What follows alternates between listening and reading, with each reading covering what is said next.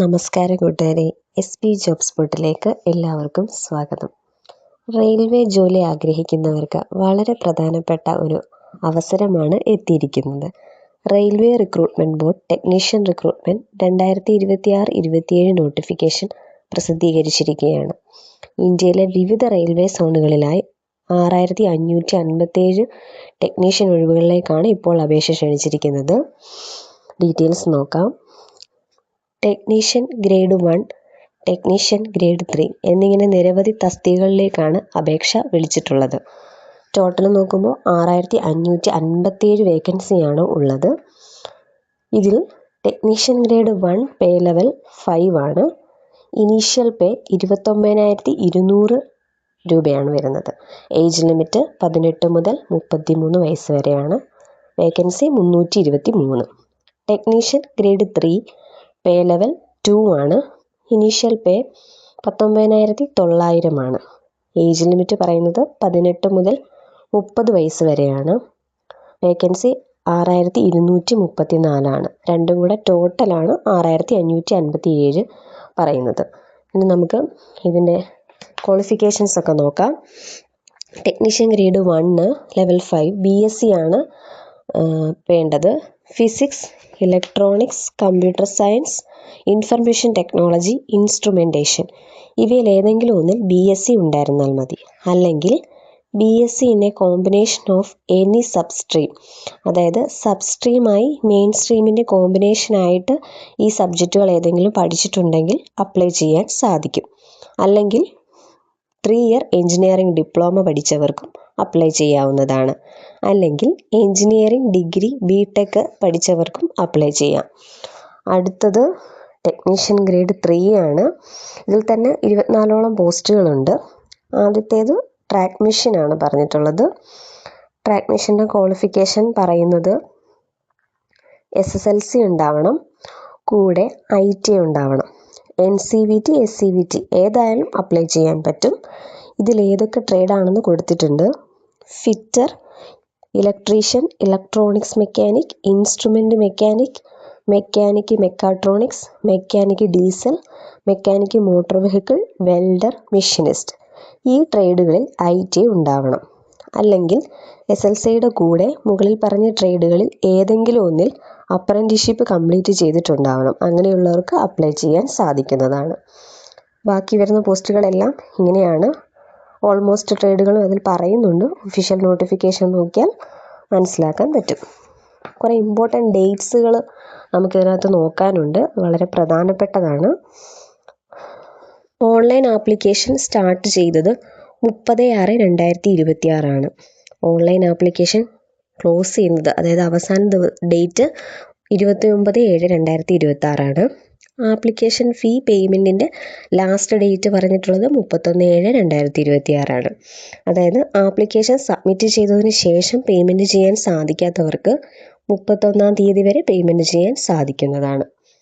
ആപ്ലിക്കേഷനിൽ എന്തെങ്കിലും മിസ്റ്റേക്സ് ഒക്കെ വരുത്തിയിട്ടുണ്ടെങ്കിൽ അത് കറക്റ്റ് ചെയ്യാൻ 2026 ആഗസ്റ്റ് 1 മുതൽ 10 വരെ ടൈം ഉണ്ടായിരിക്കുന്നതാണ്.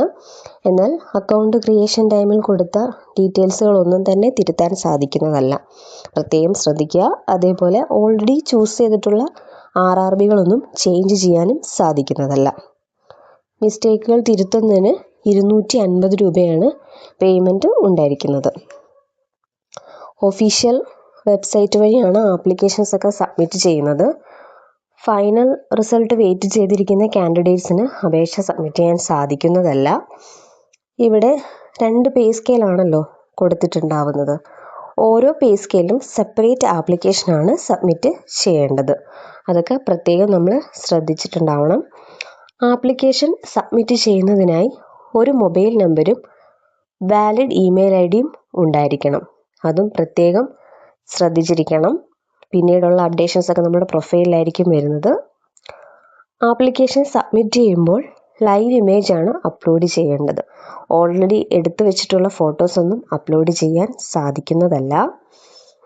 SC/ST കാൻഡിഡേറ്റ്സിന് ഫ്രീ ട്രെയിൻ ട്രാവൽ ഫെസിലിറ്റി കൂടി പ്രൊവൈഡ് ചെയ്യുന്നുണ്ട്. ഓൺലൈൻ അപ്ലൈ ചെയ്യുന്ന ടൈമിൽ അത് നമുക്ക് ആവശ്യമാണെങ്കിൽ അത് ഓപ്റ്റ് ചെയ്ത് കൊടുത്താൽ മാത്രമേ ഈ ഫെസിലിറ്റി ലഭിക്കുകയുള്ളൂ. അതും പ്രത്യേകം ശ്രദ്ധയിൽ വച്ചേക്കാം. പിന്നെ ഏജ് റിലാക്സേഷൻസ് ഒക്കെ പറയുന്നുണ്ട്. കൃത്യമായിട്ടുള്ള നോട്ടിഫിക്കേഷൻ നമ്മൾ വായിച്ച് നോക്കണം. ഇനി നമുക്ക് ഇതിനകത്ത് ഏജ് റിലാക്സേഷൻ നോക്കാം. SC/ST കാൻഡിഡേറ്റ്സിന് 5 വർഷവും OBC കാൻഡിഡേറ്റ്സിന് 3 വർഷവുമാണ് ഇളവ് ലഭിക്കുന്നത്. എക്സ് സർവീസ്മാൻ 3 വർഷത്തെ ഇളവുണ്ട്. PWBDക്ക് 10 മുതൽ 15 വർഷത്തെ ഇളവ് ലഭിക്കുന്നുണ്ട്. ഗ്രേഡ് 3 പോസ്റ്റിനും ഇതേപോലെ സെയിം ഏജ് റിലാക്സേഷൻ ക്രൈറ്റീരിയ ആണ് പറഞ്ഞിട്ടുള്ളത്. അത് കൃത്യമായി ശ്രദ്ധിച്ച് വായിച്ച് നോക്കി മനസ്സിലാക്കുക. ഇനി നമുക്കിതിൻ്റെ എക്സാമിനേഷൻ ഫീസ് നോക്കാം. For all candidates except categories mentioned below at serial number 2. അതായത് സീരിയൽ നമ്പർ 2-ൽ കുറച്ച് കാറ്റഗറീസ് മെൻഷൻ ചെയ്തിട്ടുണ്ട്. അതിൽ ഉൾപ്പെടാത്ത എല്ലാ കാൻഡിഡേറ്റ്സും 500 രൂപയാണ് പേയ്മെൻറ്റ് ചെയ്യേണ്ടത്. അതിൽ 400 രൂപ റീഫണ്ട് ലഭിക്കുന്നതാണ്. എന്നാൽ കമ്പ്യൂട്ടർ ബേസ്ഡ് ടെസ്റ്റ് അറ്റൻഡ് ചെയ്താൽ മാത്രമേ റീഫണ്ട് ലഭിക്കുകയുള്ളൂ. അതേപോലെ SC/ST ex serviceman, PWBD, female, transgender, minorities, economically backward classes ഇത്രയും കാറ്റഗറീസിൽ ഉൾപ്പെട്ടവർ 250 രൂപയാണ് പേയ്മെൻറ്റ് ചെയ്യേണ്ടത്. ഫുൾ പേയ്മെൻ്റ് ആയിട്ടുള്ള 250 രൂപയും റീഫണ്ട് ലഭിക്കുകയും ചെയ്യും. എന്നാൽ കമ്പ്യൂട്ടർ ബേസ്ഡ് ടെസ്റ്റ് അറ്റൻഡ് ചെയ്താൽ മാത്രമേ ലഭിക്കുകയുള്ളൂ. ഈ റീഫണ്ട് ലഭിക്കുന്ന കാര്യം കൂടെ പറയാം. ആധാർ സീഡഡ് ബാങ്ക് അക്കൗണ്ടിലേക്കാണ് നിങ്ങൾക്ക് റീഫണ്ട് ലഭിക്കുന്നത്. ആപ്ലിക്കേഷൻ സബ്മിഷൻ ടൈമിൽ ആധാർ കൃത്യമായിട്ട് വെരിഫൈ ചെയ്യാൻ ശ്രദ്ധിക്കണം. കാരണം ആധാർ സീഡഡ് ബാങ്ക് അക്കൗണ്ടിലോട്ടാണ് ഈ റീഫണ്ട് ലഭിക്കുന്നത്. അപ്പോൾ അത് പ്രത്യേകമായിട്ട് നിങ്ങൾ ശ്രദ്ധിച്ചിട്ടുണ്ടാവണം. ഇനി ഇതിൻ്റെ റിക്രൂട്ട്മെൻറ്റ് പ്രോസസ്സ് നോക്കാം. ഓൺലൈൻ ആപ്ലിക്കേഷൻ സബ്മിറ്റ് ചെയ്യണം. ഉദ്യോഗാർത്ഥികൾക്ക് ഡിഫറൻറ്റ് RRB ചൂസ് ചെയ്യാൻ സാധിക്കുന്നതല്ല. Computer based test, document verification, medical examination ഇങ്ങനെ 3 സ്റ്റേജായിട്ടാണ് സെലക്ഷൻ പ്രോസസ്സ് നടക്കുന്നത്. ഇതിൻ്റെ സിലബസും താഴെ കൊടുത്തിട്ടുണ്ട്. ടെക്നീഷ്യൻ ഗ്രേഡ് 1-ൻ്റെ സിലബസ് വരുന്നത് general awareness, general intelligence and reasoning, basic of computers and applications, mathematics, basic science and engineering എല്ലാം detailed ആയിട്ട് തന്നെ കൊടുത്തിട്ടുണ്ട്. വിശദമായി വായിച്ചു നോക്കി മനസ്സിലാക്കുക. ഗ്രേഡ് 3 ആണെങ്കിൽ സിലബസ് പറയുന്നത് mathematics, general intelligence and reasoning, general science, general awareness ഇത്രയുമാണ് ഗ്രേഡ് 3-യുടെ സിലബസ് പറയുന്നത്. ഡീറ്റെയിൽ ആയിട്ടുള്ള മാർക്കും നമ്പർ ഓഫ് ക്വസ്റ്റ്യൻസും ഒക്കെ കൃത്യമായി കൊടുത്തിട്ടുണ്ട്. ഇത് ശ്രദ്ധിച്ച് തന്നെ നോക്കുക. ഇനി അടുത്തത് മാൻഡേറ്ററി ഡോക്യുമെൻ്റ് അപ്ലോഡിംഗ് ആണ്. കാൻഡിഡേറ്റ് സിഗ്നേച്ചർ അപ്ലോഡ് ചെയ്യണം. SC/ST സർട്ടിഫിക്കറ്റ്സ് അപ്ലോഡ് ചെയ്യണം. വൈറ്റ് പേപ്പറിൽ ബ്ലാക്ക് ഇങ്കിൽ വേണം സൈൻ ചെയ്യാൻ. അതേപോലെ JPG ഫോർമാറ്റിലുള്ള 30 to 49 KB file size വരുന്ന സിഗ്നേച്ചർ ഫയലാണ് അപ്ലോഡ് ചെയ്യേണ്ടത്. 140x60 pixel width and height ഉള്ള സിഗ്നേച്ചർ ഫയൽ ആയിരിക്കണം കൊടുക്കേണ്ടത്. SC/ST സർട്ടിഫിക്കറ്റ് PDF ഫോർമാറ്റ് ആയിരിക്കണം. 400 KB കുറയാത്ത ഫയൽ സൈസ് ആയിരിക്കണം അപ്ലോഡ് ചെയ്ത് കൊടുക്കേണ്ടത്. ഇത്തരം ഡയമെൻഷൻസും സൈസും ഒക്കെ നോക്കി തന്നെ വേണം കൊടുക്കാൻ, എങ്കിലേ അത് അപ്ലോഡ് ആവുകയുള്ളൂ. ആപ്ലിക്കേഷൻസ് ഓൺലൈനായിട്ടാണ് അപ്ലൈ ചെയ്യേണ്ടത്.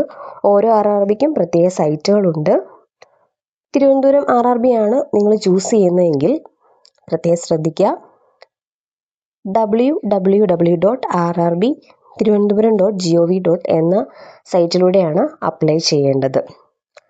അതേപോലെ ഓരോ RRBക്കും അവൈലബിൾ ആയിട്ടുള്ള വേക്കൻസി ഡീറ്റെയിൽസ് ആയിട്ട് കൊടുത്തിട്ടുണ്ട്. അത് മനസ്സിലാക്കി ആപ്ലിക്കേഷൻ സബ്മിറ്റ് ചെയ്യുക.